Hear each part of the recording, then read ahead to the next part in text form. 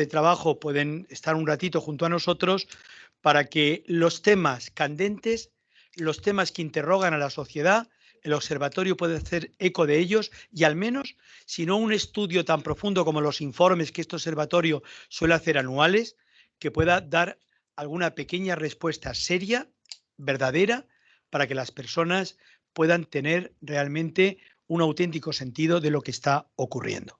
Hoy, este Observatorio Socioeconómico Político va a hablar de algo muy concreto, de la ingeniería social que sufre el mundo y de las fake news que tienen que ver con esa ingeniería social. La ingeniería social es mucho más. Como saben ustedes, este término lo acuña Jacob Cornelis van Marquez en el siglo XIX y que él empieza a hablar de ello justamente como un método para implementar soluciones a los problemas sociales como la pobreza que ahora en esta casa, en esta universidad, hay comisiones científicas estudiándola y trabajándola desde la Cátedra de la Caridad. Pero también es el uso sistemático de diferentes herramientas, propagandas durante guerras mundiales, es un claro ejemplo de aplicación de esta manipulación premeditada de información. El filósofo Karl Popper retomó el término en 1945, refiriéndose con él al conjunto de elementos psicológicos, sociológicos orientados a mejorar la estructura social. En nuestros días se da una concepción de ingeniería social diferente como forma de manipulación orientada al robo de datos digitales para estafar o suplentar la identidad de las personas, pero no es el tema que nos ocupa hoy. Hoy, en general, la fórmula fraudulenta de manipulación subliminal. Actualmente, el poder político utiliza la ingeniería social para influenciar en la población. Noam Chomsky es una de las personas que más ha analizado este fenómeno. Pero acerquémonos a la RAE, acerquémonos a la Real Academia de la Historia para que veamos cómo las fake news no pueden llevar a la banalización de su significado, al sonarnos más suave que los términos falsedades, información o mentira. En lugar de fake news, la RAE propone usar el término noticias falsas o falsedad, aclarando que estas dos expresiones aportan matices distintos. Una noticia falsa puede serlo porque falte a la verdad de forma involuntaria o porque haga de manera premeditada, en último caso, una precisión de noticias falsas. Las fake news, los bulos, la búsqueda de la desinformación y, sobre todo, tergiversar la noticia o omitir interesadamente parte de la información o que aparezca una cosa muy grande, muy importante, muy pequeñita y una muy pequeñita aparezca muy grande a nivel de las noticias. Mentira, desinformación han existido, como veremos después con nuestros ponentes de hoy, en todos los tiempos. El hombre tiene una tendencia a la mentira y puede llegar a ser un mentiroso patológico. Lo importante es que controle y descubra realmente el sentido. Julián Marías, en su concepto La inteligencia tiene raíces morales, las raíces morales de la inteligencia, nos ayuda a descubrir que la opción por el bien es realmente inteligente y que algo tan raro pero tan importante es que esas raíces, la inteligencia vive de sus raíces morales y cuando no la tiene, cuando el hombre no opta por el bien, cuando vive de la falsedad, se convierte en un hombre infeliz, en un hombre poco inteligente. Es inteligente optar por el bien, es inteligente la verdad. La verdad me da la felicidad. No vivir en la verdad me produce infelicidad. Cuantísima gente tiene graves problemas y anomalidades por no vivir en la verdad, por estar realmente en la mentira o en una escuela de bandidaje permanente. Yo os invito a que escuchemos muy atentamente hoy a todos nuestros ponentes, que son los siguientes. En primer lugar, abrirá este encuentro del observatorio, su coordinadora, don Jacobo Micó, experto en ciberseguridad y criminólogo. Don Jacobo Micó, que realmente es un hombre que está muy acentuado en los temas cibernéticos, pero que realmente ha trabajado mucho este tema de concepto y conceptualización del que va a hablar. Después nos hablará doña Roser Campos, coordinadora del observatorio, politóloga y mujer que está adentrándose permanentemente en la investigación de temas políticos. Y finalmente cerrará la vicedecana de Derecho, la doctora doña Rosa Cernada, que hablará de frente a la desinformación en España, bases para un modelo de intervención, cómo podemos proyectar una novedad para corregir estos temas. Por tanto, le doy la palabra a don Jacobo Micó, criminólogo y experto en ciberseguridad. Cuando quiera, don Jacobo. Bueno, primero que nada, buenos días. Muchas gracias a todos los asistentes y a todo el equipo por la invitación. Con tan buena introducción va a estar difícil la cosa, pero quería hablaros un poquito del concepto de las fake news. Es importante que tengamos en cuenta el contexto. Para poder entender el concepto de fake news, es importantísimo que entendamos en el contexto en el que nos encontramos. Antes de empezar a hablar del concepto y el contexto, me parece que es interesante que tengamos en cuenta que justo este año se cumple 100 años de la primera fake news como tal. De esta primera fake news surgió al descubrirse la tumba de Tutankamón. Es una anécdota, pero es interesante que la tengamos en cuenta, porque al descubrirse la tumba de Tutankamón coincidió con la época de los medios de comunicación, los mass media, y la aparición del telégrafo. Existía una necesidad de cubrir noticias, de rellenar espacios, y había una familia inglesa que vivía en Downton Abbey que tenía entre varios negocios unos centrados al tema de las excavaciones y demás, y se interesó por explotar la tumba. Pues bien, lo que pasó es que esta familia firmó una exclusividad con el New York Times, lo que originó que los demás medios de comunicación que estaban surgiendo en aquel momento no tuviesen información sobre lo que estaba pasando, un acontecimiento tan importante como era aquel descubrimiento. Entonces empezaron a surgir noticias falsas, simplemente noticias como todos conocemos. Se comentaba que todo el que entraba en la tumba acababa muriendo. Era evidente que todo el mundo acababa muriendo, pero morían porque, pues, muertes naturales, enfermedades y con el paso del tiempo. Es interesante tenerlo en cuenta, ya digo, por el hecho de que el concepto que tenemos hoy en día de fake news se debe principalmente a que existe un vacío que hay que rellenar, y en muchas ocasiones este vacío es rellenado con noticias falsas o noticias falseadas. Pues bien, una vez contada esta anécdota, creemos que es conveniente, antes de hablar del concepto, contextualizar en qué momento nos encontramos hoy en día, ya sea en España y en el resto del mundo. Podemos decir que nos encontramos en una borrachera de información. Una borrachera de información que está vinculada a una crisis informativa. Una crisis informativa en tres aspectos.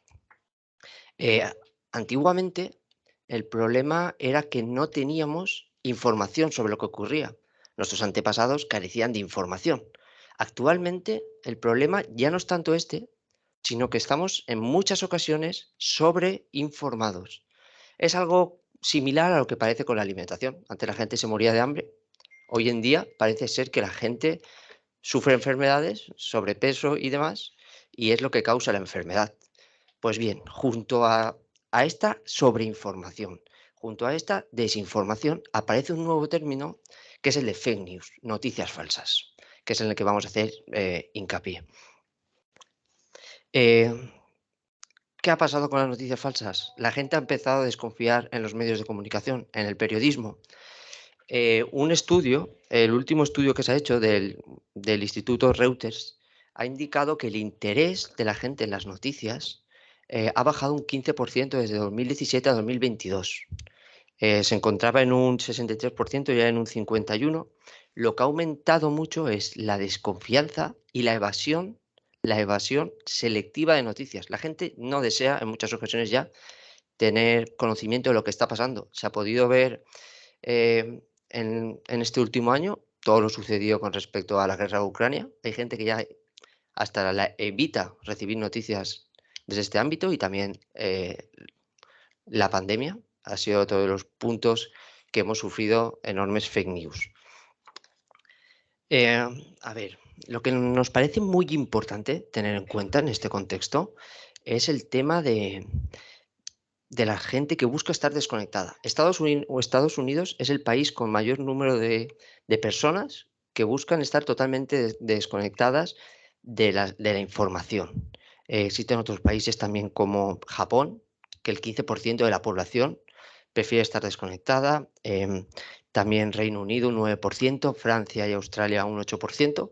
En España no entramos en este ranking, pero sin embargo sí que entramos en el ranking de países que buscan una evasión selectiva de noticias. O sea, hay noticias que no queremos conocer y ahora veremos el por qué. Bueno, el país con más evasión selectiva es Brasil, seguido de Reino Unido también, y en España nos encontramos ahora mismo en un 35% de la población española evita conocer noticias. ¿Por qué? ¿Por qué? ¿Por qué nos encontramos en esta actitud? Principalmente, lo más problemático es que la gente se ha dado cuenta, así como los expertos, es que afecta negativamente nuestro estado de ánimo. Otros lo justifican un 16% en que le genera un sentimiento de impotencia, un 17% en que prefieren no discutir, aunque suene algo, algo extraño, y otros porque no tienen, por falta de tiempo. La desconfianza ha aumentado en todos los países y en España también. Y el único país que hasta el momento, según las estadísticas y los informes que se han podido hacer, que mantiene el nivel de confianza en los medios de comunicación con relación a las fake news es Finlandia con un 69%. Entendido este contexto, es cuando podemos pasar a analizar lo que es el concepto de fake news. Bueno, ya lo he explicado bien también don José Luis haciendo una introducción, pero me gustaría destacar de nuevo lo relativo al concepto de fake news. Fake news significa noticia falsa o noticia falseada. Es un anglicismo y lo que pasa con los anglicismos es que muchas veces le restan importancia al tema. También existe el concepto de bulo. Cuando oigamos hablar de bulo, está vinculado a las fake news, noticias falsas, noticias falseadas. Y también hay mucha gente que utiliza ya en el ámbito más coloquial el tema de paparruchada. Paparruchada también significa estupidez o idiotez, o noticia falsa e incluso noticia ya no falseada, sino noticia desviada. Es decir, existe una acción deliberada detrás. No podemos entender el concepto de noticia falsa sin entender cuáles son los objetivos que tienen estas noticias. Los objetivos de estas noticias principalmente es desinformar, ¿vale? Principalmente cuando nos referimos a noticias falseadas. La desinformación es de carácter deliberado.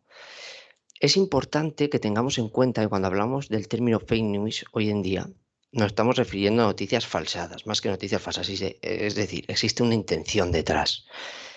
Y la intención que lleva detrás es principalmente tanto el hecho de escandalizar, así como el de manipular.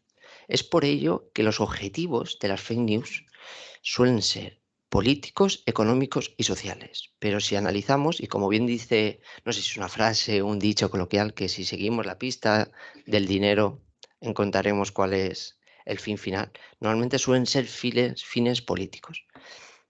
Hoy en día, actualmente, tenemos que tener en cuenta que las fake news, cuando se dan en televisión o en prensa, suelen estar vinculadas más al ámbito político y el resto de fake news suelen abarcar el campo de las redes sociales. La peligrosidad es enorme en el ámbito de las redes sociales porque tiene una gran visibilidad y porque es muy difícil de controlar. Entendido cuál es el concepto y cuáles son los objetivos, es importante que tengamos en cuenta, ya que estamos en esta facultad, cuál es el sujeto activo y el sujeto pasivo de las fake news. El sujeto activo de las fake news puede ser cualquier persona o colectivo que actúe ya sea en su propio interés o en los intereses de otros, indiferentemente. También el sujeto pasivo, si concretamos bien, el sujeto pasivo ha de ser la opinión pública. Indiferentemente, no es necesario que sea un colectivo específico o la población en general, pero sí es evidente que cuando las fake news afectan a la población en general, tienen una mayor peligrosidad. Por ello la importancia de este webinar. Entendido ya el concepto, entendido cuáles son los objetivos, cuáles son el sujeto activo y el sujeto pasivo, hemos creído conveniente analizar los cuatro tipos de fake news que más nos preocupan hoy en día por la relevancia que tienen. El primero de ellos, podemos hablar de fake news cuando hacemos referencia a la desinformación, desinformación formal.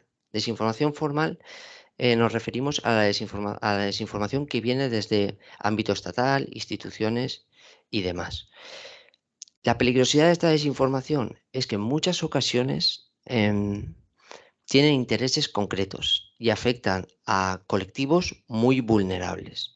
Suele ser información que no contrastamos y por ello se transmite con mayor rapidez. Ejemplo de ello, ha habido muchas fake news de desinformación en relación a la pandemia, con el uso o no uso de mascarillas. ¿Qué debíamos hacer? La sociedad no sabíamos muy bien qué hacer. Muchas personas hemos tenido dudas también en torno a la vacuna, a las vacunas y otros aspectos como qué hacer en las celebraciones navideñas. No se nos ha informado correctamente y esto ha generado gran incertidumbre, que al final es lo que impide a cada uno de los ciudadanos vivir en paz.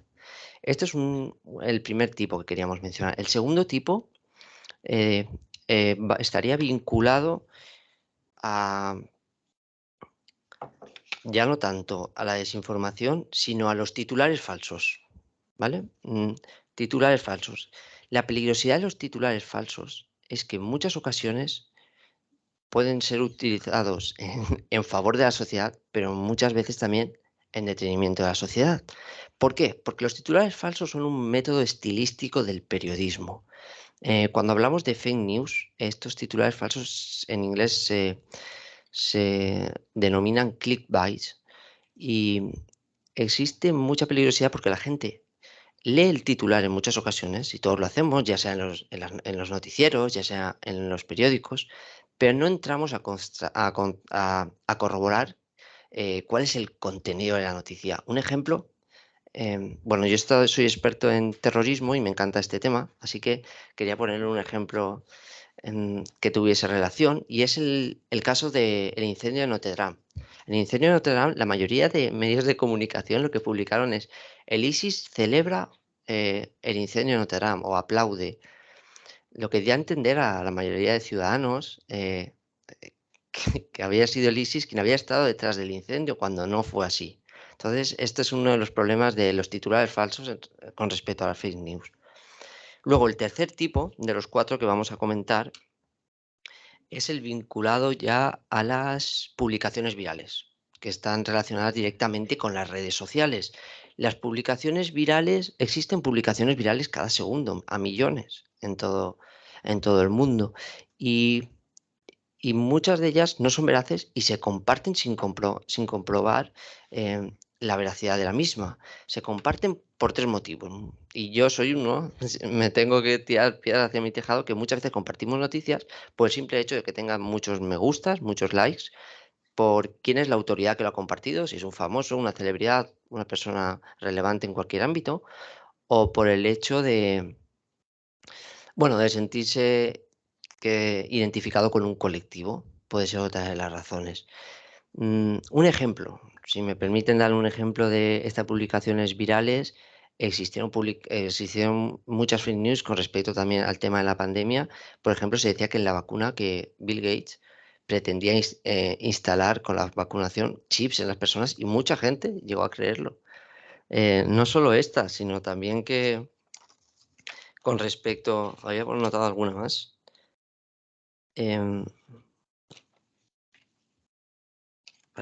Me parecía curiosa, no quiero que se me olvide. Perfecto.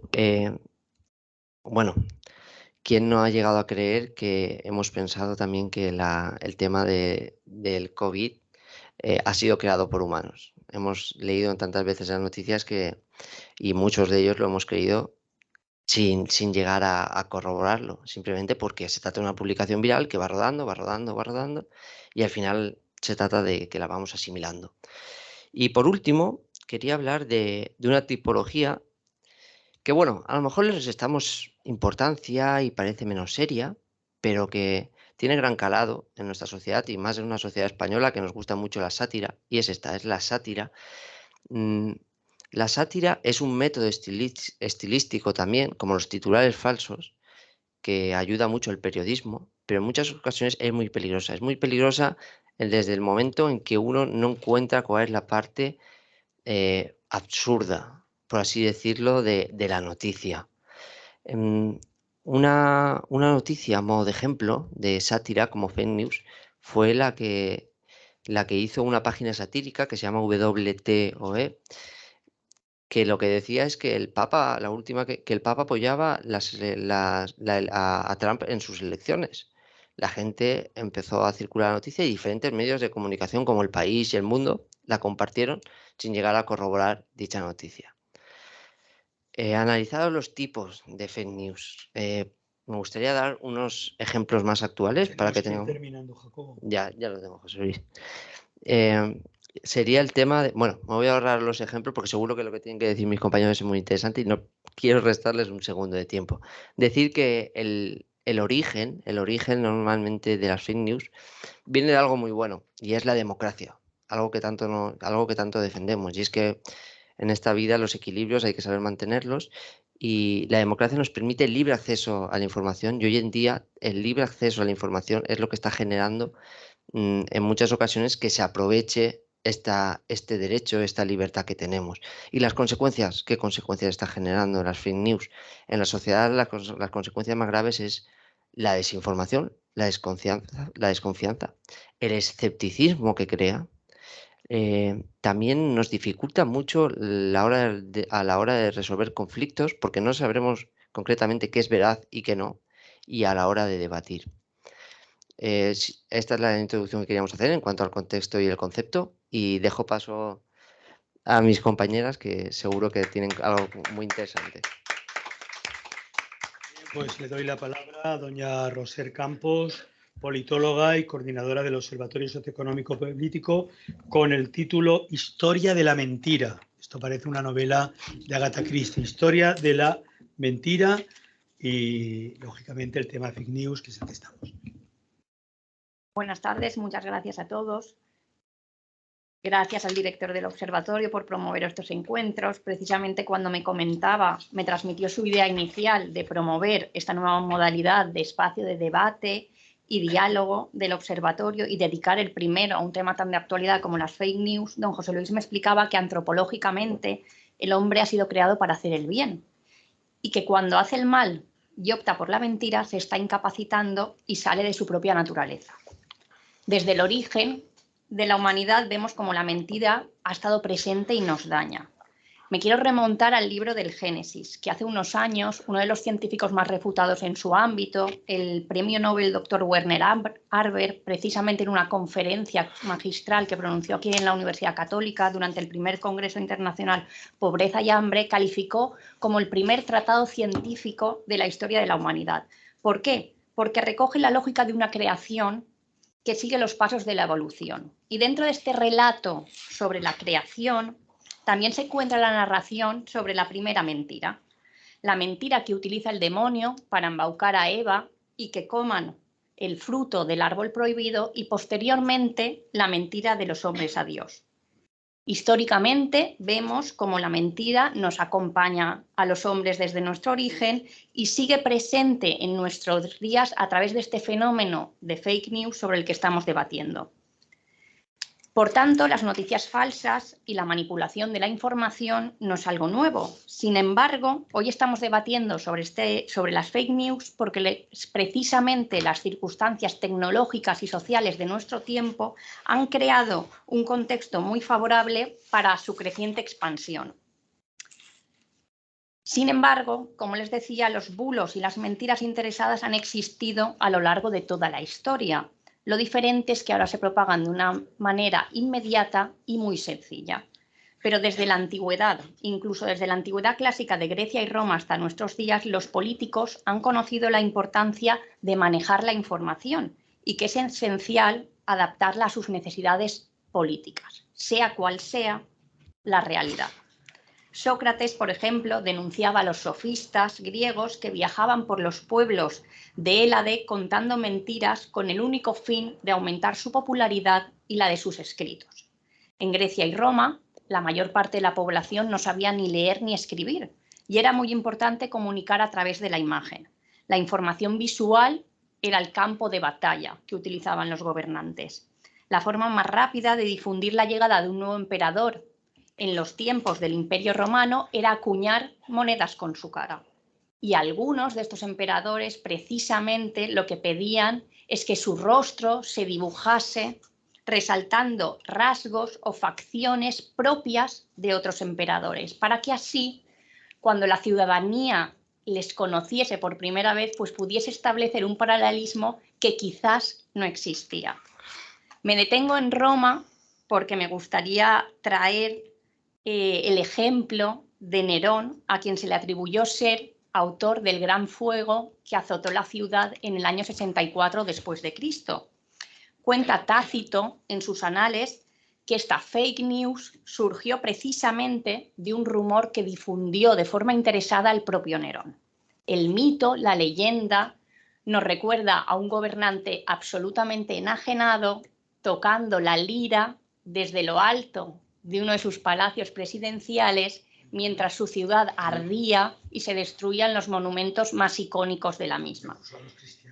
Pues bien, muchos historiadores señalan que en ese momento, en el momento de ese incendio, Nerón ni siquiera estaba en la ciudad de Roma. Además, el gran incendio tampoco fue el gran incendio que asoló la totalidad de la ciudad, sino que asoló un porcentaje muy reducido que se calcula en torno a un 15% de la ciudad. Y no duró tanto como se describe en la leyenda. Pero este episodio valió para terminar definitivamente con Nerón. También en la Edad Media, aunque no existían las tecnologías de la información y la comunicación, porque aparentemente parece que son esas circunstancias tecnológicas las que hacen proliferar las fake news, pues bueno, en la Edad Media también proliferaba con enorme eficacia las informaciones falsas.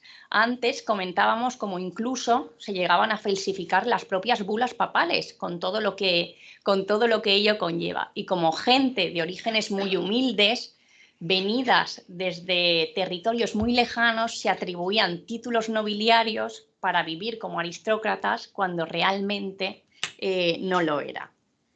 En la difusión de la información era muy importante el papel que jugaban en la Edad Media las órdenes mendicantes, los peregrinos y los juglares, porque eran quienes recorrían mayores distancias y portaban con ellos informaciones que muchas veces no eran del todo veraces. Otro ejemplo, la leyenda negra contra el Imperio Español que lanzaron los ingleses, es un gran ejemplo, desde mi punto de vista, de fake news en la Edad Moderna. Un relato malintencionado que se popularizó con el único interés de dañar a un enemigo al que no se le podía hacer frente por otros medios convencionales. Tal fue el éxito de aquella leyenda que hoy en día seguimos debatiendo sobre la misma. Llegados a la edad contemporánea, se considera que la primera fake news aparecida en prensa escrita la publicó el periódico neoyorquino The Sun en 1835, cuando informaba sobre unos seres extraterrestres que habitaban la Luna. The Sun publicó un serial de varias noticias informando sobre los hallazgos de un astrónomo inglés, Sir John Herschel, que se había desplazado al Cabo de Buena Esperanza, en Sudáfrica, con un telescopio de enormes dimensiones para realizar unas observaciones sobre la Luna. En una primera noticia hablaba del viaje de este astrónomo inglés hasta el Cabo de Buena Esperanza. En la segunda ya informaba de los avistamientos de vegetación en la Luna, hablaba de árboles con frutos rojos, y ya en la tercera noticia describía habitantes que este astrónomo había visto. Y les cito un extracto para que vean un poco la magnitud de las informaciones que se publicaban. Abro comillas, llevan a los niños en brazos, como cualquier humano, y sus chozas están mejor construidas y son más altas que las de muchas tribus de humanos salvajes. Cierro comillas. La noticia causó un impacto enorme e inmediato en los Estados Unidos y se propagó a una velocidad nunca antes vista. Y aquí se dieron varios factores que creo que es interesante señalarles para que contextualicemos por qué esta noticia que publica The Sun es como una de los grandes paradigmas. En primer lugar, la consolidación de los primeros medios de comunicación masiva que fueron los periódicos. Aparecen las rotativas de alta velocidad de principios del siglo XIX que multiplicaron enormemente la capacidad de impresión. Antiguamente las otras rotativas eran mucho más lentas y su capacidad era muy limitada. Segundo factor, el precio tan asequible que tenía la prensa escrita, la penny press. Estamos hablando de prensa barata y sensacionalista, una guerra entre editores de los periódicos que buscaban dar la noticia el primero de los primeros y ser el más vendido. Y para ello, pues podía valer cualquier cosa, como por ejemplo publicar este tipo de noticias. Por otro lado, el aumento de la alfabetización de la población es muy importante, que en esos momentos en Estados Unidos pues ya gran parte de la población sabe leer y escribir, que es muy importante para que se consolide un medio de comunicación escrita como pueda ser el periódico. Por otro lado, la llegada de los nuevos medios de transporte, trenes y barcos de vapor que superan la velocidad de los caballos por primera vez en la historia. Para que entendamos también la magnitud de esta revolución del transporte, les voy a citar un ejemplo que a mí me ha parecido que ilustra muy bien. El rey Guillermo de Inglaterra falleció un 8 de marzo de 1702, pero la noticia de su muerte tardó 80 días en llegar a Estados Unidos, porque se envió la misiva en un barco y en ese momento los barcos, pues claro, tardaban muchísimo tiempo en cruzar los océanos. Entonces, a la hora de gestar una fake news, era todo un proceso muchísimo más lento. Y por último, el último factor que me gustaría destacarles es la libertad informativa que se garantiza por ley por primera vez en la historia. En 1791 se introduce una enmienda en la Constitución norteamericana por la cual el Congreso no podía hacer ninguna ley que fuese en contra, no se podían dictar leyes que fuesen en contra de la libertad de expresión y de la libertad de prensa. Y esto es muy importante. Se suscribe una no injerencia del Ejecutivo. ¿Qué pasa después de publicarse estas noticias sobre estos habitantes alienígenas de la Luna? Que las ventas del periódico The Sun subieron enormemente y en pocos días se situó como el periódico con mayor tirada de ejemplares de todo el país. La noticia sobre los habitantes de la Luna cruzó el océano, llegó a Europa, también a España, se hizo eco gran parte de la prensa del viejo continente y fue traducida a numerosos idiomas. Posteriormente, se conoció que todo eran informaciones falsas y la noticia sobre la Luna pasará a conocerse como la gran mentira de la Luna, pero tardó muchas semanas en ser desmentida, porque en ese momento, aunque el barco de vapor había recortado mucho los tiempos de navegación entre los océanos, aún tardábamos 5 semanas de llegar entre Nueva York hasta el puerto de Edimburgo. Entonces, bueno, piensen que era muy complicado desmentir. Citado este ejemplo, ya entraríamos en el siglo XX y XXI, que muchos expertos han calificado como la era de las grandes mentiras masivas. En la historia reciente encontramos grandes ejemplos. Un siglo después de las informaciones de los habitantes de la Luna, Orson Welles fue el artífice de otra de las fake news más paradigmáticas. En 1938 emitió una serie de programas radiofónicos donde que estaban basados en la novela La Guerra de los Mundos. Se retransmitieron con tanto realismo que mucha gente pensó que estábamos viviendo una auténtica invasión extraterrestre. Como suicidios incluso, ¿no? Claro, mucha gente entró en ataques de pánico y creyó realmente que la humanidad que la Tierra estaba siendo invadida. También la propaganda intencionada y la manipulación de la información tuvo un papel muy importante en las 2 guerras mundiales. Las noticias falsas que fueron difundidas por los ejércitos aliados contra los alemanes entre 1914 y 1918, cuando se les acusó de todo tipo de bestialidades con fines propagandísticos, tuvieron un efecto extremadamente negativo sobre la percepción de las bestialidades que sí que estaban cometiendo entre 1939 y 1945, especialmente en relación con el Holocausto. Un ejemplo es las dificultades serias que tuvieron los primeros agentes polacos que trajeron la noticia del exterminio a los judíos. No eran creídos. Y esa, precisamente, es una de las grandes tragedias del siglo XX. Durante un tiempo, las matanzas masivas promovidas por los grandes totalitarismos se escondieron detrás de noticias falsas. Las dictaduras nazi y soviética no solo fabricaron falsedades tremendas, sino que fueron capaces de construir otra realidad paralela en las que discurría una cotidianidad sencilla. Se abolió la realidad.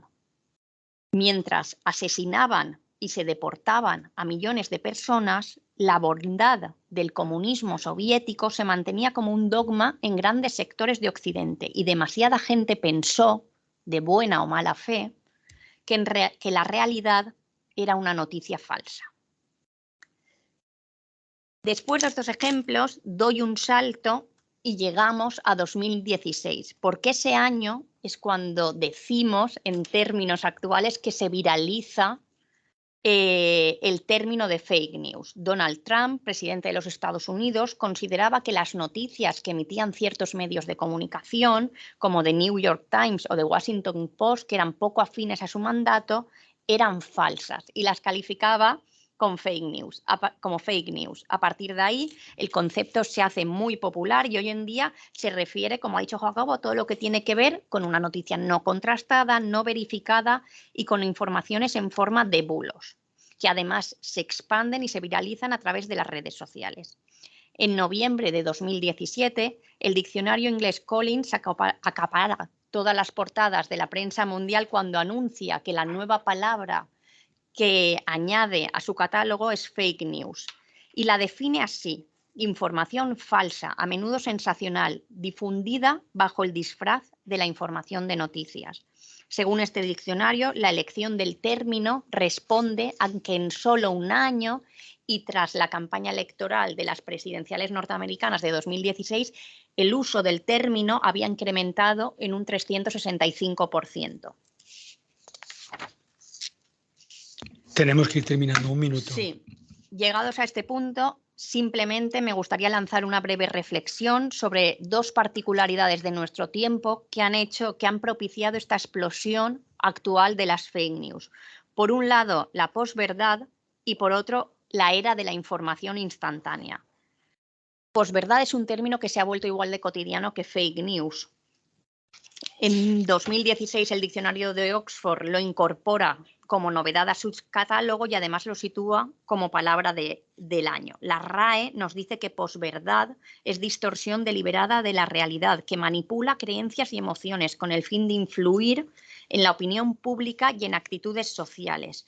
Posverdad nos sirve para describir fenómenos que no responden a una expectativa racional u ortodoxa. Por ejemplo, la victoria electoral de Donald Trump o el Brexit. El Brexit es un ejemplo muy paradigmático que, bueno, no me voy a detener, pero reúne todas las características.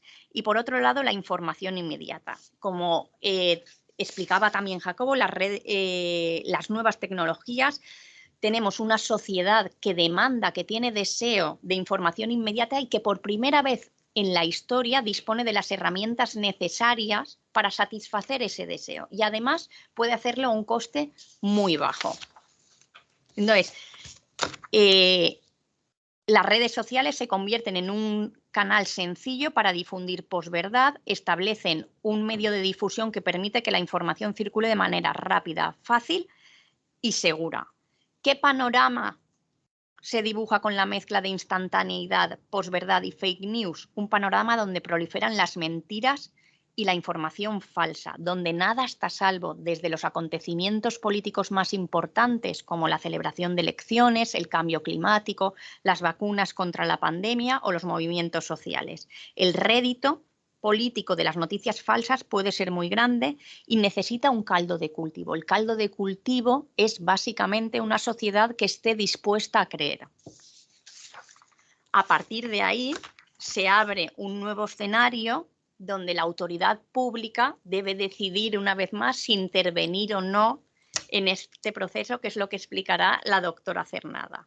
Y termino citando a Mariano José de Larra, literato que, como decía mi compañero Juan, está considerado el mejor periodista español del siglo XIX. Termino con una cita suya.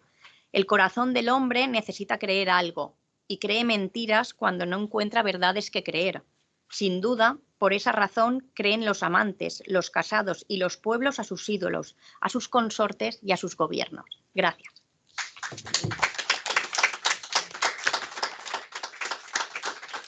Muy bien, pues dentro de un momento va a tomar la palabra la doctora Cernada, doña Rosa, y nos va a hablar, como les he anunciado al principio, de un tema muy interesante frente a la desinformación en España, bases para un modelo de intervención.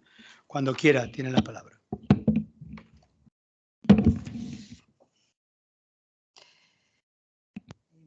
Muchas gracias, don José Luis. En primer lugar, quería agradecerles a todos su presencia aquí y online, así como al observatorio el haber elegido, ¿no?, este tema tan trascendental en el ámbito actual y, bueno, ofrecerme la posibilidad de participar aquí junto con estos compañeros de sección en esta mesa.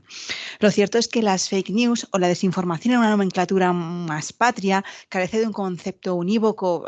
Mis compañeros de mesa han intentado desbrozar este concepto. Permítame en mí acudir a una fuente legal, que es la definición de la Comisión Europea, que la define como una información deliberadamente falsa o engañosa que se crea, se divulga y se presenta con fines lucrativos o para engañar deliberadamente a la población y que puede causar un perjuicio público. Por tanto, desde una perspectiva legal, son tres los elementos de esta desinformación. En primer lugar, el hecho de que se trata de una información y no es una precisión baladí, porque el hecho de que sea una información determina la cuestión de los derechos que quedan afectados por su divulgación. O sea, más allá de la afectación de los valores superiores del ordenamiento jurídico, la doctrina señala algunos derechos fundamentales que quedan afectados, como el derecho al honor, la libertad de información, el derecho a la participación ciudadana en asuntos públicos, así como otros derechos o libertades constitucionales como la libertad de empresa o el derecho a la salud, como hemos visto recientemente en la pandemia. Pues bien, en particular destaca la afectación a la libertad de información, que está reconocida como derecho fundamental en el artículo 20 de nuestra Constitución española. Esta libertad se refiere a noticias, no a juicios de valor, no a opiniones, es decir, a hechos noticiables que revisten trascendencia social y que se protegen, por tanto, como libertad de información y no como libertad de expresión. Asimismo, el Tribunal Constitucional viene a reconocer o a configurar esta libertad en un sentido bidireccional. A ello se refería Jacobo cuando hacía referencia a que la libertad de información es libertad de emitir y de recibir información y, por tanto, no se circunscribe a los medios de comunicación clásicos, afecta a todos los ciudadanos y, por tanto, también a la opinión pública. En segundo lugar, la desinformación, como la define la Comisión Europea, constituye una falsedad deliberada. Bien, esta intencionalidad dolosa es la que permite distinguir la desinformación del error, lo que se ha venido a llamar misinformation en terminología anglosajona. De nuevo, la referencia a la doctrina constitucional es muy importante, en particular a la exigencia de veracidad de la información. Fíjense, es doctrina reiterada del Tribunal Constitucional que la información que se ampara por la Constitución no tiene por qué ser una información cierta, una información verdadera. Basta con que sea subjetivamente veraz. ¿Y esto qué significa? Significa aquello que comentaba Roser, que sea contrastada debidamente, cumpliendo pues, los requisitos de la diligencia del informador. En cambio, cuando hay un animus decipiente, es decir, cuando hay una voluntad de engañar, no queda esa información falsa buscada como tal, amparada por la libertad de información. Y por último, hace referencia a la Comisión a la necesidad de que pueda causar un perjuicio público. También a ella hacía referencia Roser cuando hablaba de las elecciones estadounidenses o el Brexit, todo aquello que derivó de Cambridge Analytica, así como las cuestiones relativas a la guerra de Rusia con Ucrania. Precisamente este perjuicio social es el que relaciona las fake news con el riesgo de otros derechos no tan directamente relacionados con quizá a priori con la desinformación, como el derecho a la salud. De hecho, la OMS reconoció o puso de manifiesto cómo la proliferación de noticias falsas ha generado una verdadera infodemia paralela a la pandemia mundial. Pues bien, frente a estos riesgos derivados de la generalización de noticias falsas, es preciso arbitrar una reacción institucional, puesto que esta desinformación puede desestabilizar o generar problemas de seguridad para los Estados. No obstante, esta relación institucional está condicionada por el necesario equilibrio con la libertad de información como paradigma clásico de fomento de la libertad de pensamiento y del pluralismo político, pues la lucha contra la desinformación no puede constituir un caballo de Troya para fomentar la manipulación social. Es por ello que pueden distinguirse en suelo europeo dos tipos de modelos: un modelo de autorregulación más suave, propio o instado por la Unión Europea, y otros, digamos, un tanto más intensos. Respecto del modelo de la Unión Europea, este modelo parte del Plan de Acción contra la Desinformación que se desarrolló en instancias del Consejo de la Unión. La política de la Unión Europea, como no puede ser de otra manera, parte de una necesidad de preservar la libertad de prensa, y a partir de aquí desarrolla diversos textos jurídicos con medidas en concreto, de las que a mí me gustaría resaltar la comunicación de la Comisión del 16 de abril de 2018 sobre la lucha contra la desinformación en línea en un enfoque práctico. Pues bien, a partir de la idea de la autorregulación, la Comisión opta por tres grandes pilares. El primero es la transparencia de los medios, una exigencia que se refiere tanto a las fuentes como a la financiación como a la verificación del contenido, y para hacerla efectiva apostó por un código de buenas prácticas de adhesión voluntaria. A este código se han adherido las grandes plataformas de Internet como Google, Facebook, Twitter, entre otros. En segundo lugar, el apoyo a los medios clásicos de comunicación y la colaboración privada. ¿Cómo se hace esto? A través de dos grandes vías fundamentales. Primero, la dotación de medios a las instituciones europeas para la detección de desinformación, tanto con financiación pública como con mecanismos de acceso o de verificación. Y en segundo lugar, a través del fomento de la colaboración coordinada, la respuesta coordinada frente a este fenómeno, a través, por ejemplo, de la creación del sistema de alerta rápida. Y finalmente, digamos que el último gran pilar, además que enlaza con aquello que nos comentaba Roser, sería la formación y la concienciación social mediante campañas de información pública y de difusión de los valores de la Unión. Por tanto, esta política lo que permite es a los Estados poder elegir en diversas escalas de grises la política de intervención. Algunos Estados han optado por seguir la línea de la Unión Europea con políticas menos incisivas, como Dinamarca o Bélgica, y otros, en cambio, han optado por medidas regulatorias más intensas. Un modelo paradigmático es el de Alemania, que aprobó la ley de aplicación de redes alemana en 2017, que se aplica a plataformas de más de 2 millones de usuarios registrados. Pues bien, a estas plataformas la ley alemana de Merkel le exige ciertas obligaciones. Entre otras, y por no alargarme, establece un procedimiento específico para, en caso de recibirse quejas sobre un determinado contenido concreto, y se exige eliminar ese contenido en el caso de que se repute ilícito. ¿Cuándo es ilícito? Cuando concurren los diversos tipos penales que la propia ley enumera, entre otros, por ejemplo, los delitos de odio o de difamación. ¿Cuál es el resultado de ese procedimiento? Pues la posibilidad incluso de que las redes sociales se enfrenten a multas de más de 50 millones de euros en caso de no atender a las peticiones, o incluso la responsabilidad individual de sus directores. En cambio, en Francia se optó también por una intervención intensa, si bien también de corte legislativa, si bien reducida al ámbito estrictamente electoral y aplicable en el tiempo, en los 3 meses anteriores a las elecciones y a su escrutinio. Ambas medidas, y especialmente la alemana, han sido objeto de críticas por entender que vulneran la libertad de información, que en nuestro derecho se recoge en el artículo 20, pero también se recoge en el ámbito europeo.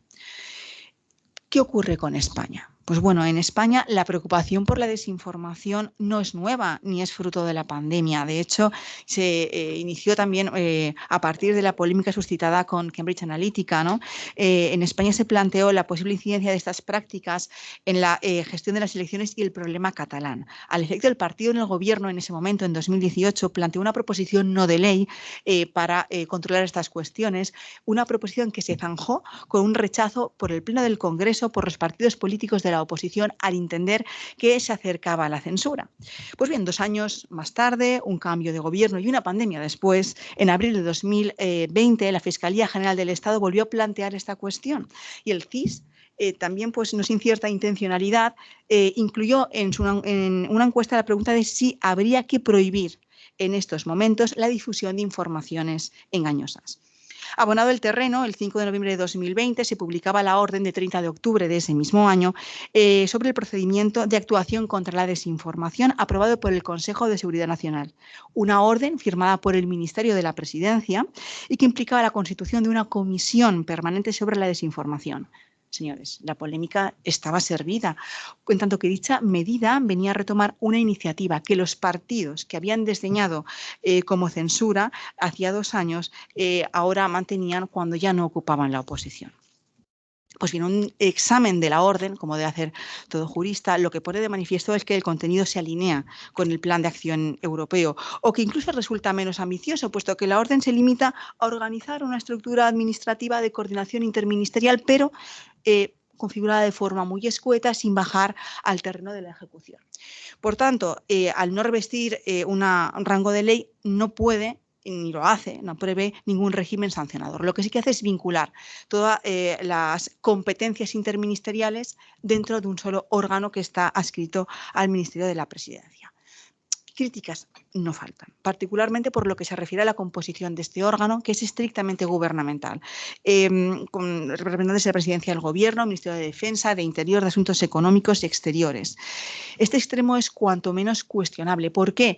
Porque se deja fuera del control de la valoración técnica de las desinformaciones tanto a los medios de comunicación social como en general a la sociedad civil, cuya neutralidad a priori es más sostenible que la neutralidad que pueda tener un gobierno. Tampoco queda claro, por lo que se desprende de la norma, cuál es el alcance de las campañas de desinformación, su alcance, ya sea en un sentido amplio, como se hace en Alemania, o bien en la francesa, con una función estrictamente pretoriana del proceso electoral frente a agresiones exteriores. Por tanto, si bien es cierto que Bruselas no ha presentado a priori ninguna objeción en la medida, no han sido pocas las voces, tanto jurídicas como de ámbito profesional de la comunicación, que han criticado la medida por considerarla inquietante, ambigua o poco transparente. Pues bien, a la vista de estas acciones emprendidas en suelo europeo, nos podríamos plantear unas bases para un modelo de intervención de la desinformación en España. Desde mi punto de vista, 3 son los aspectos que deberíamos valorar: el modelo a seguir, el ámbito de intervención y los sujetos que intervienen en la definición de la verdad, de lo que es o lo que no es verdad. Por lo que se refiere al modelo a seguir, la cuestión es muy clara. Se trata de optar por un modelo autorregulatorio al estilo que lo hace la Unión Europea o bien por una intervención más intensa, como lo hace el gobierno alemán. No me corresponde aquí valorar esta cuestión, si bien entiendo que hay 2 cuestiones que son innegociables. La primera, el respeto exquisito a la libertad de información y en general a las libertades de un Estado de Derecho. Y en segundo lugar, la necesidad de formar a la ciudadanía en la realidad del fenómeno de la desinformación, puesto que con independencia del modelo que se elija, una sociedad formada, alerta y crítica es una sociedad menos sometida al engaño en términos generales. En segundo lugar, por lo que respecta al ámbito de intervención, su determinación también es clave en la medida en que dicha intervención se limite a proteger el libre ejercicio del derecho de participación en los asuntos políticos, es decir, las elecciones, frente a injerencias externas. Permítanme el recuerdo a Rusia en este ámbito. Sí que parece tener un encaje constitucional más cómodo, más sencillo que otros ámbitos en los que puede plantearse una censura gubernamental encubierta o una injerencia que no puede superar el test de proporcionalidad alemán. ¿Qué es esto del test de proporcionalidad alemán? Cuando 2 derechos fundamentales chocan, el Tribunal Constitucional examina la idoneidad, la necesidad y la proporcionalidad en sentido estricto de limitar uno de esos derechos. Este es el test. En esos supuestos en los que se trata de un ámbito de intervención más amplio, este test es más complicado de superar en cuanto al examen de dichas medidas. Y en último lugar, ya que me quería entretener un poquito más, les quería hablar de los sujetos de la intervención, puestos que son determinantes de la definición de lo que es y lo que no es verdad. Desde un punto de vista subjetivo hay tres grandes sujetos que pueden participar en este procedimiento: las redes sociales, las plataformas, las autoridades públicas y las empresas de verificación de contenidos, que es el último invitado a esta fiesta. Pues bien, respecto de las autoridades públicas y a la vista de las acciones que se han emprendido en España, la intervención en principio debería ser liderada, ¿no?, por la Comisión Permanente para la Desinformación. Sin embargo, eso exige un desarrollo legislativo respecto de la concreta ejecución del procedimiento que la orden se limita a esbozar. Y esta intervención plantea no solo las dudas en cuanto con la composición que ya les he advertido, sino también respecto de la titularidad de la competencia y en concreto de la posición del Poder Judicial, puesto que en la actualidad la limitación de la libertad de información o en su caso también el secuestro de páginas web requiere una previa intervención judicial. Quizá como una sugerencia de articulación podría ser articular la posición de esta Comisión Permanente de Desinformación en una posición análoga a la Comisión de Propiedad Intelectual del Ministerio de Justicia en el ejercicio de la función de salvaguarda de derechos digitales que prevé el texto refundido de la Ley de Propiedad Intelectual. Pero en todo caso, y a pesar de esta posible deriva, debe tenerse en cuenta que en la actualidad en derecho español son las plataformas, las redes sociales, los servicios de intermediación los que ostentan el papel protagonista en el control y la detección de las campañas de desinformación. Al efecto, pues permítame que les cite la decisión de WhatsApp en plena pandemia en abril de 2020 de limitar a 5 el reenvío de mensajes tanto a usuarios individuales como a grupos. La verdad es que fue malentendida como una medida gubernamental, pero fue la propia empresa la que lo decidió como una opción para cortar o para limitar el alcance global de las campañas de desinformación que se articulaban a través de su servicio. En particular, y aquí pues me sale el barrio, ¿no? Yo me tengo que traer esta cuestión a derecho español. Esta materia está regulada en derecho español por la Ley de Servicios de la Información y del Comercio Electrónico de 2002. Esta ley, lo cierto es que no hace responsable a las redes ni a los blogs del contenido que transmiten los usuarios, pero sí que les exige una actitud diligente y, por tanto, sí que pueden tener responsabilidad si participan de forma activa en la generación de esa información o bien si, conociendo su ilegalidad, no la retiran e impiden el acceso al contenido con rapidez. No obstante, en el caso de que la red social no proceda a esa retirada de contenidos, la ley en su artículo 8 es clara al reservar las medidas de retirada a los jueces, la autoridad judicial, como garante del derecho fundamental a la libertad de información. Por tanto, el procedimiento que se desprende de la normativa de 2020, de la Ley de la Información y en general del derecho aplicable, parece limitar la acción de las administraciones públicas a la posibilidad de instar a la autoridad judicial para que se pronuncie sobre la retirada de los contenidos. Si queremos algún cambio, pues habrá que hacer un cambio legislativo. Todo ello sin perjuicio de los sistemas Block and Report que tienen las propias redes sociales como mecanismo de autorregulación. Por todo ello, la garantía del sistema depende, en último término, de quién tiene la capacidad para definir qué es una información falsa. No independencia del modelo que se siga. Al respecto, y como ya he advertido, la Unión Europea aboga por un fomento de sistemas de acceso, control y verificación de contenidos. Y en particular han tenido un cierto protagonismo las plataformas de verificación que se conocen como fact-checkers, unas plataformas que en principio lo que hacen es aportar la neutralidad y la independencia que a priori no pueden aportar los organismos gubernamentales.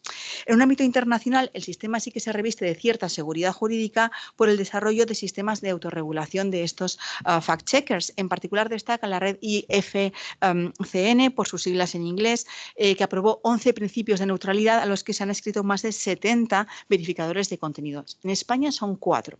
Son Neutral, Maldita.es, F-Verifica y AFP Factual. Sin embargo, ¿qué pasa? Que estas entidades tampoco han recibido una aceptación generalizada por todos los sectores de la sociedad española. ¿Por qué? porque lo cierto es que desde ciertos sectores se cuestiona la neutralidad de estos verificadores, en tanto que sus fundadores se manifiestan o se han vinculado directa o indirectamente a ciertas tendencias políticas o reciben financiación que pudiera condicionar su actividad de verificación. En todo caso, he tenido acceso a ciertos estudios de estos verificadores y hay dos cuestiones que sí que merece traer a colación, y es que lo que señalan esos verificadores, permítame la palabra acreditados, es que en general la información falsa se crea por personas u organismos anónimos y que los principales medios de difusión son las redes sociales. Por tanto, a modo de conclusión, llegados a este punto, merece la pena poner el acento en dos aspectos clave. Uno, la necesidad de que los medios de información profesionales asuman su necesario protagonismo y además adquieran un compromiso de calidad y neutralidad de la información que generan más allá, por supuesto, de su posicionalismo ideológico.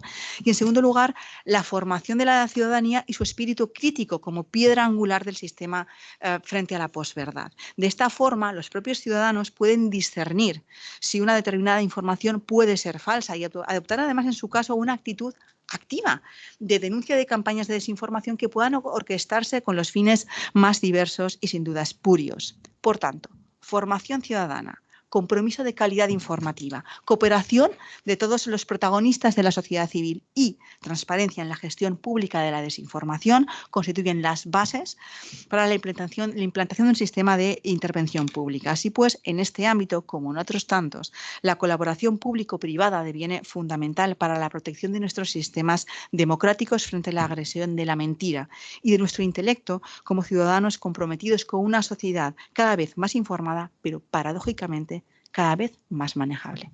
Gracias.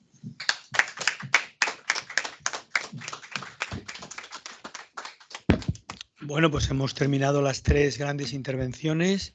Ahora sí que me gustaría, si alguno de ustedes quiere comentar algo de lo que se ha dicho, que sea breve porque es la hora de la comida, para que algunos se marchen ya. Y finalmente yo intervendré un minuto para cerrar el acto. No olvidemos que son dos grandes movimientos de lo que estamos hablando, la ingeniería social, que supone realmente cambios estructurales en la propia sociedad, y una de las dimensiones negativas de esa estructura de cambio, iba a decir psicosomático, pero realmente lo es, porque es un cambio de la estructura del hombre, del ser humano, son las fake news, y por tanto sería interesante que sigamos hablando de esto. Abro el debate a la sala. Un tema que es de estudio, de información propio de un observatorio, de trabajarlo además con grandes, yo creo, como hemos escuchado a los tres anteriores interventores, pero me gustaría que ustedes puedan ahora decir algo. Decido un poco el nombre y eso, que os conozca la sala. Soy Ana Bernat. Ana Bernat, una teóloga, buena amiga mía. Licenciada en filosofía también, que creo que el tema es súper preocupante, mucho, de una gravedad tremenda. Creo que se está creando todavía una realidad dentro de la realidad. Esta realidad, la segunda, no es real y encima quiere neutralizar, bloquear la auténtica realidad, y para eso utiliza herramientas tan denigrantes como atenuar la autoconciencia de las personas, aletargarlas, bloquear su sentido de la atención, la capacidad crítica, la capacidad de posicionarse frente a los hechos. Entonces resulta que está la cosa muy complicada de salir de ahí, de esta atonía general de casi, podría decir, de la humanidad. Esto sí que es otra etapa nueva en el recorrido, no solo del pensamiento, sino de la humanidad. Se trabaja y se actúa frente al hombre, en contra del hombre. Cayeron todos los humanismos y todas las verdades. La gran verdad no existe, existe la mentira. Esa sería mi opinión. Y felicito a los tres ponentes y al organizador de estas charlas. Pues seguimos abiertos a que otros puedan intervenir ahora. Don Rafael Ripoll, gran especialista en temas políticos. No, yo solo saber la opinión de los ponentes. La profesora Cernada hablaba que el último invitado en este concierto de desconciertos es las empresas. Las empresas que prestan un servicio de contrastar contenidos, ¿no? ¿Hasta qué punto, pero a nivel universal, ¿no? No solo en el contexto de la Unión Europea, hasta qué punto la realidad nos ha tomado una velocidad muy superior a la que el marco jurídico que incluso las instituciones europeas empiezan a poner en marcha, o incluso la tecnología. Estamos hoy por hoy prácticamente en los cuerpos de seguridad, en nuestra Guardia Civil, prácticamente hay una proporción de más agentes dedicándose al ciberdelito que a controlar las carreteras, por decirlo de alguna forma. Es decir, hasta qué punto la tecnología positiva o la tecnología buena en términos etimológicos o incluso el aparataje jurídico pueden poner límites o contrastar, neutralizar esta invasión de la mentira que decía la compañera de sala. Dejamos la pregunta para el final ahora, que la conteste la doctora Cernada, y seguimos con la sala abriendo intervenciones. Esa pregunta es para usted, la contestará después, doctora. Ahora, incluso don Juan, si quiere intervenir, porque lo he visto muy atento siguiendo el tema. Yo quería, en primer lugar, felicitar al Observatorio Socioeconómico y Político de la Universidad Católica de Valencia por este formato, porque me parece que es un verdadero servicio a la sociedad y un verdadero servicio a la ciudadanía, que nos hemos sentido en muchos sentidos muy desamparados durante toda esta crisis, que ha sido muy dolorosa para la sociedad, que ha habido mucha vulnerabilidad y muchas situaciones muy dramáticas, y creo que este formato y el tratamiento que le han dado los ponentes es muy apropiado a lo que hemos vivido. Pero quería, en ese sentido, creo que era San Justino en su apología el que decía que la verdad la puede decir cualquiera. Lo que hemos visto también en esta crisis es que la mentira la puede decir cualquiera. Y quería preguntarles a los ponentes qué puede hacer la ciudadanía, aparte de los profesionales, para defenderse o para lidiar con estas cuestiones. Gracias. ¿Alguien más quiere comentar algo? Si no, inmediatamente daré paso a que cada uno de los ponentes pueda hacer su última intervención con la pregunta específica de doña Rosa, luego terminaré yo. Y después, aquellos que no tengan muchísima prisa, yo les invito a un pequeño aperitivo en el Mercado de Colón, a 10 minutos, y nos vamos, porque somos todos amigos y nos vendría muy bien. Pues si no hay ninguna intervención más, le pido primero a doña Rosa que intervenga ella con la pregunta y si quiere ella también decir algo final de lo que ha dicho. Después pasamos a la coordinadora, a Roser Campos, y después a Jacobo, y terminaré yo, ¿vale? No lo haremos muy largo para por luego poder plancharnos, pero vamos a pasar. Muchas gracias, don José Luis. Rafa, creo que la pregunta, si no, disculpa que no me la he anotado, iba por si es posible, o sea, si aquello va avanzando a un nivel en el que sea descontrolable. Desde mi punto de vista... Si lo jurídico está realmente tomando nota de lo que está pasando o nos adelanta la mentira y las fake news y no se legisla en favor de eso. El derecho, esto le digo a mis alumnos, el derecho es a la realidad digital como el coyote al correcaminos. Es decir, la vida se genera y el derecho va detrás intentando paliar los efectos perniciosos de la realidad, ¿no? El derecho como solucionador de problemas. Y en esto creo que la realidad avanza a pasos agigantados. Siempre, en los aspectos de derecho digital, siempre me da la sensación de estar poniéndole puertas al campo. Por lo que sí que es cierto que el derecho debe reaccionar y lo está haciendo en la medida de lo posible, buscando el necesario equilibrio. Lo que comentaba es que no puede... no puede utilizarse un criterio estrictamente utilitarista para atender a un problema sin perder la noción global. Esto lo que exige es una adecuada ponderación, que es una de las labores más maravillosas y preciadas de nuestros tribunales constitucionales, ¿no? Por tanto, lo cierto es que la realidad va muy rápido. Sí que es cierto que junto con la acción jurídica creo que es clave que el derecho acoja la acción social, es decir, la colaboración de todos los factores de la sociedad, porque el derecho acompaña, pero la sociedad es la que decide. Por tanto, incorporar en las soluciones jurídicas a los distintos protagonistas de la sociedad, medios de comunicación, sociedad civil, asociaciones, usuarios, consumidores y usuarios de los servicios, resulta clave. Y, por supuesto, a estas instituciones, a las instituciones educativas, para que sean capaces de atenuar este proceso del que nos hablaba perdón, su nombre. Ana, pues de la que hablaba Ana, a mí cuando Ana comentaba su percepción, me ha hecho pensar en el metaverso. Entonces, lo cierto es que nos están de alguna manera queriendo sacar de nosotros mismos. La vuelta a un urbanismo ahora digital creo que es la clave, junto con la reacción jurídica, no solo desde arriba, sino en un sentido horizontal, contando con todos los actores sociales, los que pueden intentar hacer que vire esta tendencia sociopolítica. Muchísimas gracias, doña Roser Campos. Un poco para terminar. Sí, un poco para terminar. Lo que le haya faltado, lo que usted haya... Nada, pues como un diálogo con la sala también. Claro, como conclusión del encuentro, de lo que hemos estado aportando todos, el debate efectivamente no es si imponemos una censura o no a las fake news, porque como hemos estado comentando, hay muchas cuestiones, ámbitos de salud pública donde parece muy razonable, por ejemplo, que se imponga un límite a la proliferación de estas informaciones falsas. El verdadero debate, como decía la doctora Cernada, es quién ejerce de censor.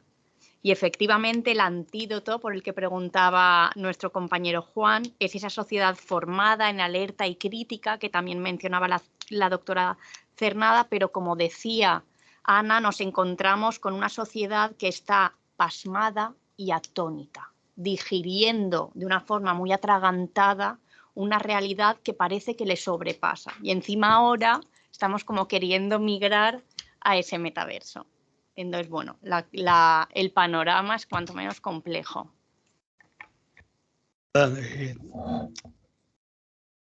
Terminamos contigo y yo clausuro esta jornada indicando una línea de investigación que creo que sería interesante que la tuviéramos en cuenta. Vamos a ver. Muy bien, pues yo decir simplemente con respecto a lo que comentaba Juan, me parece muy bien que hablemos de problemas, pero no existe problema sin solución.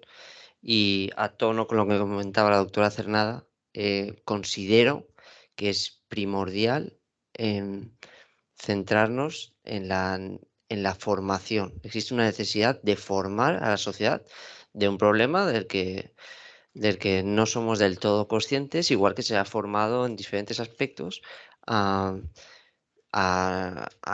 diferentes colectivos más vulnerables. Por ejemplo, en los colegios se ha formado a los niños a la hora de cómo deben proteger sus datos, su intimidad. Pues sería interesante también que formarlos desde este ámbito. Los niños tienen una capacidad crítica algo menor que los adultos, entonces son un colectivo muy, muy vulnerable y existe una necesidad de formarlos en este aspecto, igual que el resto de la población, pero haciendo hincapié en ellos. Y simplemente comentar esto y dar paso a don José Luis. Pues muchísimas gracias a todos y un minuto os pido porque me parece que la línea que quiero lanzar para mis colaboradores, que cada día los veo mucho más preparados. Roser, has estado, la doctora Cernada, es que ya la conocíamos, pero bueno, qué impulso siempre metodológico en su trabajo. Y bueno, aquí nuestro amigo realmente es una promesa muy seria ya, una promesa que es realidad en los trabajos que él va lanzando. Mirad, antes habéis escuchado y os habéis podido quedar un poco raros cuando yo he dicho, esta es una cuestión que afecta a lo psicosomático. Habéis podido decir, bueno, ¿y esto de dónde lo saca José Luis? Mirad, sin una considerable dosis de bondad se puede ser listo, pero no verdaderamente inteligente. Y esto responde más que a una preocupación moral, a una evidencia intelectual, la de que inteligencia consiste sobre todo en abrirse a la realidad, aprehensión de la realidad en su conexión, dejar que ella penetre en la mente y sea aceptada, reconocida, poseída. Es frecuente que la agudeza, la listeza coincidan con la maldad y a veces se les asocia. Pero si se mira bien, se ve que no se trata de inteligencia, es decir, de comprensión de la realidad, sino de su utilización o manipulación. Y por eso Roser comentaba la importancia de la desnaturalización de la persona, que si el ser humano está creado para el bien, se desnaturaliza cuando no lo hace y más aún es infeliz. Es posible una situación extremadamente anormal y paradójica, que es la de vivir contra la verdad, y es, no nos engañemos, la dominante en nuestra época. Se afirma y quiere la falsedad a sabiendas de poder serlo. Se la acepta tácticamente aunque proceda del adversario y se admite el diálogo con ella, nunca con la verdad. Esta es sentida por innumerables masas como la gran enemiga y contra ella es fácil lograr el acuerdo. ¿Por qué esta voluntad adscripción a la mentira en cuanto a tal? La razón no es demasiado oculta. En el fondo se trata simplemente del miedo a la verdad. Sin verdad el hombre vive en terreno movidizo. En esta sociedad relativista el concepto de verdad se ha puesto en duda. La verdad es la adequato realitatis, según la concepción de Aristóteles que emplea Santo Tomás, es decir, la verdad es la adecuación de las afirmaciones a la realidad. Además, cuando se realiza un análisis de cualquier tema es preciso hacerlo teniendo en cuenta todas las dimensiones del mismo. Si no se tienen en cuenta todos los campos del pensamiento afectados, el filosófico, el antropológico, el económico, el social, nuestro análisis será erróneo, faltando por tanto a la verdad y cayendo en cierta falsedad al menos. La verdad nos hará libres y no al contrario. No la libertad nos hará verdaderos, porque para poder ser libres necesitamos contenidos verdaderos donde poder optar. Fuera de la verdad no existe la libertad, porque sin verdad no se puede optar. A mí me gustaría que en el observatorio, en la cátedra Fides Ratio especialmente, en otras dimensiones de trabajo, este tema no lo dejemos nunca, porque vivir fuera de la verdad es vivir en la escuela de bandidaje, es vivir sin felicidad. Aunque externamente parezca que lo seamos, internamente estamos destruyéndonos, porque la mentira es origen de todos los males, porque optar por el egoísmo, optar por el mal nos hace infelices, nos hace sin sentido. Quiero agradecer a todos los que habéis venido, a los que estáis, por favor, escuchándonos online desde donde os podáis encontrar y a todos los participantes. Pido un fuerte aplauso para mis compañeros de la mesa. Muchas gracias. Y ahora sí, los que tengáis 10 minutos, nos acercamos al mercado.